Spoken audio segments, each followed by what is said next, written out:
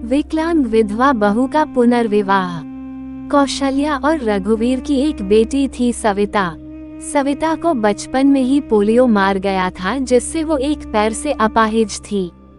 सब लोग उसे दया के दृष्टि से देखते थे और अपने माँ बाप की बहुत लाडली थी। उसकी आंखों में कभी आंसू नहीं आने देते थे। सविता अपाहिज जरूर थी, लेकिन सभी कामों में कुशल थी। स्कूल में भी वो सभी अध्यापकों की प्रिय थी। एक दिन कौशल्या बोली, कौशल्या सुनो जी, सविता की 11वीं पास हो गई है। हमारी बेटी दिव्यांग है, उसके लिए भी ऐसा ही लड़का ढूंढना पड़ेगा।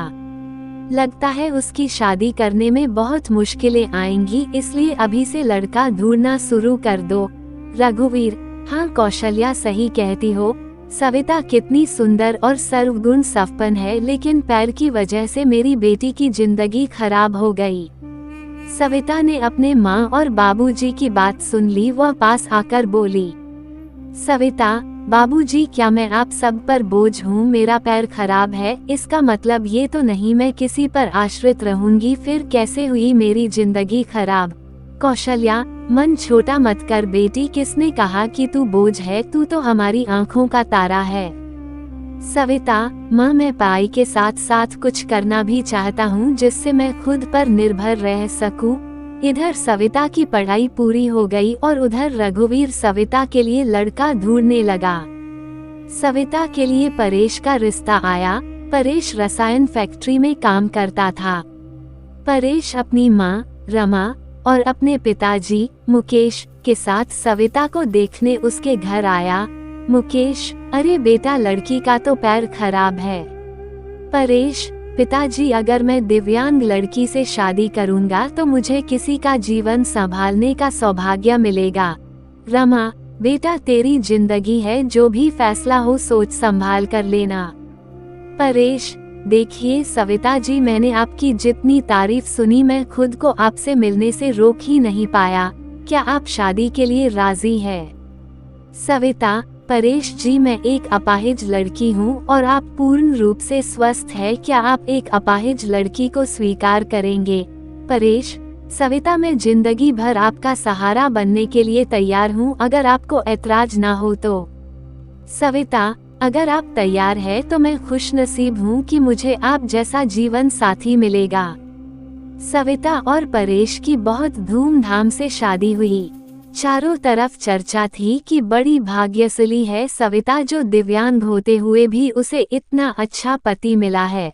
रमा, बहू, आज तुम्हारा पहला दिन है, इतनी जल्दी कैसे उठ गई? आराम से उठ जाती। सविता, माँ मुझे जल्दी उठने की आदत है, मैंने नाश्ता बना दिया है, आप सब लोग नाश्ता कर लीजिए। रमा हैरान थी कि एक पैर खराब होते हुए भी सुबह उठकर नाश्ता भी बना दिया। इसी तरह सविता ने थोड़े ही दिनों में सारी जिम्मेदारी अपने ऊपर ले ली। सविता से सभी बहुत खुश थे। रमा, परेश, तेरी बीबी लाखों में नहीं करोड़ों में एक है। मैं तो डरती थी कि कहीं ऐसा ना हो कि एक दिव्यांग लड़की से शादी करके कहीं मेरे बेटे की जिंदगी खराब ना हो जाए। परेश, माँ मेरा फैसला कभी गलत नहीं हो सकता। आपसे एक बात कह रहा हूँ कि अगर मुझे कुछ हो जाए तो सविता को अपनी बेटी की तरह रखना। रमा, चल पागल, ऐसे नहीं बोलते, वो अभी भी मेरी बेटी ही है। और अगले ही दिन उनकी खुशियों को जैसे किसी की नजर लग गई। परेश की फैक्ट्री में जहरीली गैस लीक हो जाने से कई लोगों की मौत हो गई, जिनमें परेश भी शामिल था। जब ये खबर परेश के घर पहुंची तब घर में हाहाकार मच गया, लेकिन सविता तो जैसे पत्थर सी हो गई। वह खामोश थी, उसकी आंखों में आंसू नहीं थे। वह परेश को यूं ही फटी आंखों से देखती रही। कुछ औरतों ने उसे हिलाते हुए कहा, बहू रो ले, देख परेश को, वह मर गया है, अगर रोएगी नहीं तो पागल हो जाएगी। तू विधवा हो गई है, विधवा।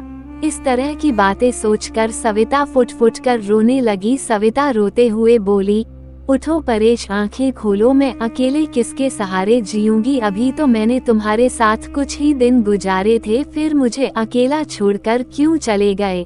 परेश का अंतिम संस्कार हो गया और सविता के अरमानों का भी। रमा, अरे ये क्या बहू, सफेद साड़ी क्यों पहनी तुमने? सविता, माँ, सबने मुझे कहा कि मेरे जीवन के सब रंग परेश के साथ ही चले गए, अब मुझे सफेद साड़ी ही पहननी है।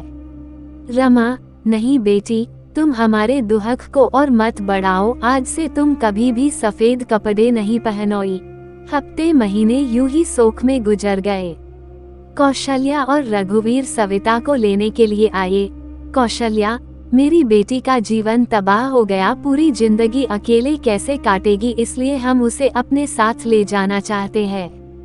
रमा, देखिए समधन जी, सविता कहीं नहीं जाएगी, आप उसकी शादी करके कर्तव्य मुक्त हो चुके हैं, लेकिन अब हमारे भी कुछ कर्तव्य है। हमारी बहू हमारी बेटी बनकर हमारे पास ही रहेगी।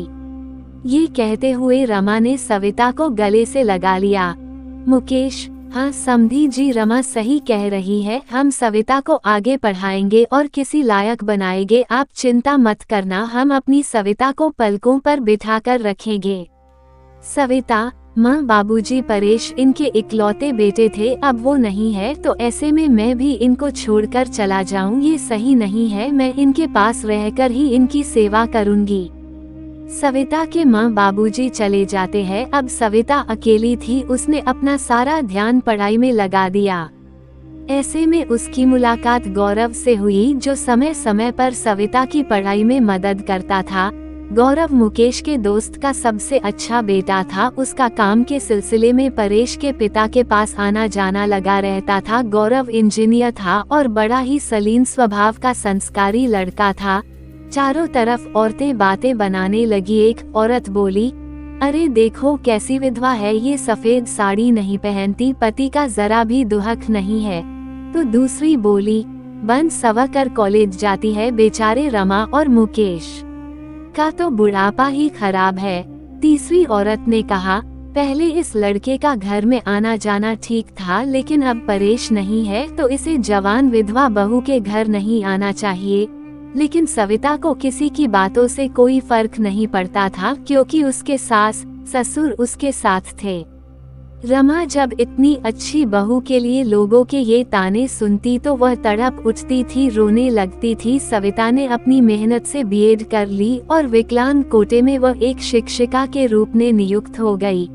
रमा, सुनो, परेश के पापा, हमारी सविता अब एक टीचर बन गई है, लोग ना जाने उसे कैसे कैसे ताने देते हैं, हमें अब उसकी शादी कर देनी चाहिए। मुकेश, सही कह रही हो रमा, विधवा है, अनाथ नहीं, जो लोगों की उल्टी सीधी बातें सुनेगी। हम अपनी बहू की शादी धूमधाम से करेंगे।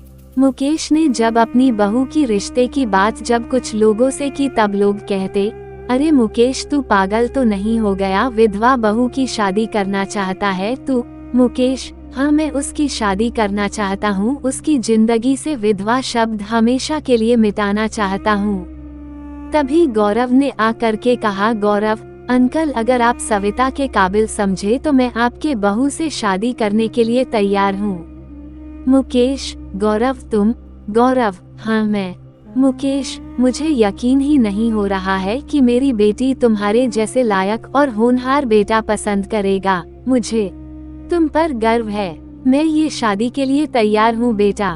तभी मुकेश घर आकर के सविता से कहता है, सविता बेटी, तुम जानती हो मैंने हमेशा तुम्हें अपनी बेटी से बढ़कर माना है। मैं चाहता हूँ कि तुम्हारी जिंदगी की अधूरे सपने को पूरा करूँ। मैं तुम्हारी शादी गौरव से करना चाहता हूँ, तुम्हें कोई ऐतराज तो नहीं?